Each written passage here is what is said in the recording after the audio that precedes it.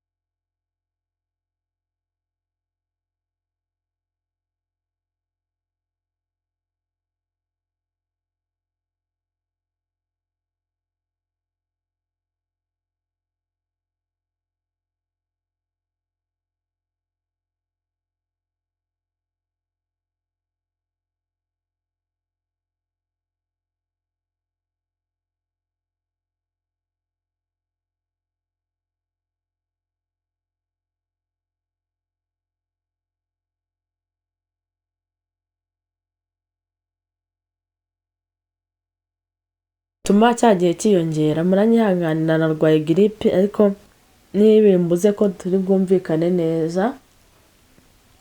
Nari ndi kuvuga ko ashobora kugira complication bigatuma cyagiye kiyongera cyo kuzatangira gukora imibonano mpuzabitsina n'uwo bashakanye. Ariko ubundi wa mubyeyi wabyaye ntagire ibindi bibazo agira hagati y'ibyumweru 6 n'ibyumweru 8 ashobora kongera gukora imibonano mpuzabitsina. Ese ni iki gituma abagabo bamwe na bamwe bumva ko icyo gihe ari kirekire kandi mu by'ukuri ababyeyi baba bababaye? Ikintu cya mbere umugabo ugomba kwitaho kandi ugomba kwitondera nuko uriya mubyeyi umaze kubyara imisemburo ye yaragabanyutse kandi itarasubira ku murongo, bityo bigatuma yumva nta bushake afite bw'icyo gikorwa. Rero nibura mu byumweru 6 ukwezi n'igice ya misemburo bitangiye gusubira iba yarasubiye ku murongo, bigatuma nawe yumva atangiye gushaka icyo gikorwa.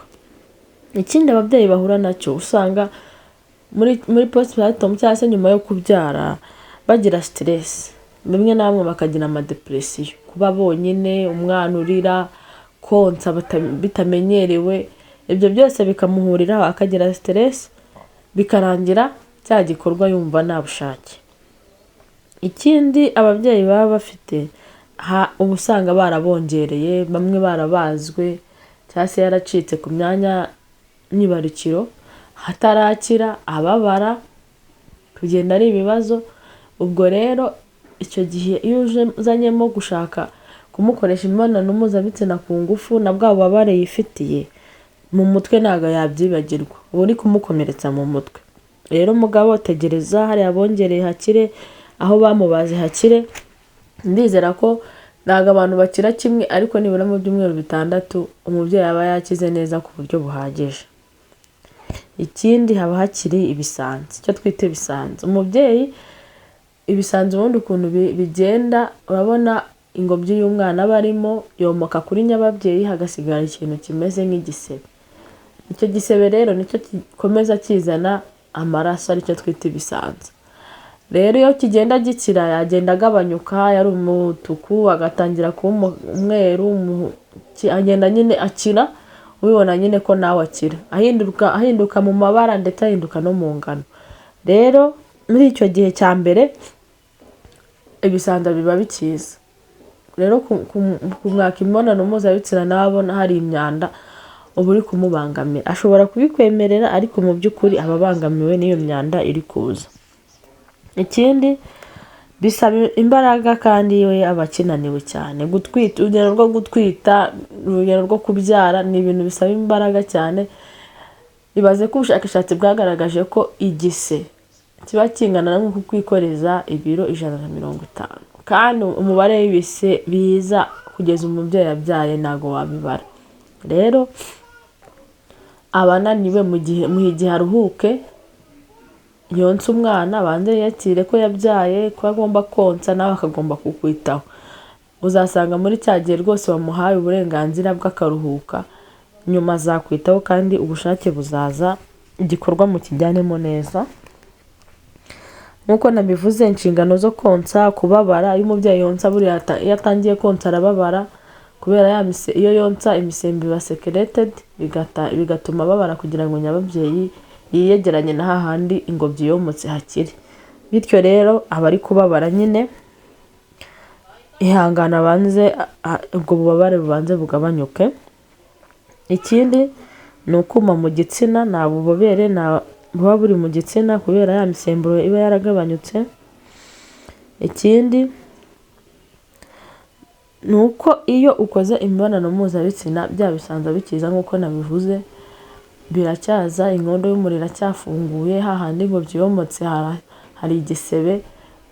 Mugabo igitsina cyawe kiba cyanduye gifite mikorobe ikazamura hejuru, ugasanga biteye icyo twita peritonite cyangwa kurwara kwa nyababyeyi, bikarangira bashobora no gukuramo nyababyeyi, cyangwa se niyo batayikuramo umubyeyi agahura n'ayandi ma infection nyuma yo kubyara, ahura na ma infection adakira.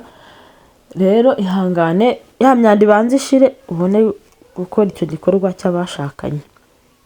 Ikindi ni uko ababyeyi bamaje kubyara iyo adahise aboneza cyangwa se iyo adahise aboneza urubyaro cyangwa akoreshe family planning, ahorana ubwoba bwo kongera gusama ku kiriri. Aha ngaha rero inama natanga, umubyeyi agomba kuboneza akiri kwa muganga kuko nibyo bifasha, ni nabyo tubashishikariza ko ugomba gutaha waboneje. Ikindi cyangwa se wamara kuruhuka muri kwa kwezi n'igice ukagenda ukaboneza, noneho ugatangira gukora igikorwa cy'abashakanye udafite ubwoba, utikanga kongera gusama, kuko abenshi iyo ufite ubwo bwoba ntago igikorwa kigenda neza. Uboneza urubyaro rero ukimara kubyara nabyo ni ingenzi cyane. Ikindi mubiganireho, mwicare mubiganireho nka couple, nibyo by'ingenzi kuganira. Mubiganireho muvuga ati se bimeze bitya, ndacyababara, tuzongera gukora igikorwa cy'abashakanye ryari? Ese umugabo uzabasha kwihangana? Ababyeyi benshi usanga bafite ubwoba, umugabo wanjye yambwiye amagambo mabi, ngwiki ngo uri kwigira nabi warakize. Baza kutureba rwose bahangayitse, kandi koko birumvikana. Umugabo ihangane, igihe nikigera rwose umugore wawe yakize, igikorwa muzakijyanamo kuko ni igikorwa cy'abantu babiri, ntabwo ari igikorwa cy'umuntu umwe. Iyo ushatse kumuforosa ashobora kubikwemerera mukabikora, ariko mu mutwe wamaje kumwica. Rero icyiza ni muganire, kuko n'ubundi urwo rugendo rwa nyuma yo kubyara uba ugomba kurumufashamo kugira ngo atazagira za postpartum depression cyangwa psychosis, ukabona umuntu arirukanse ku musozi kandi bitewe n'iki? No kutabanirwa neza n'umuntu babana. Ni ingenzi cyane rero kuganira kandi mukagira icyo mwumvikanaho. Rero naho mu biganiro byacu by'ubutaha, sawa, ndabakunda.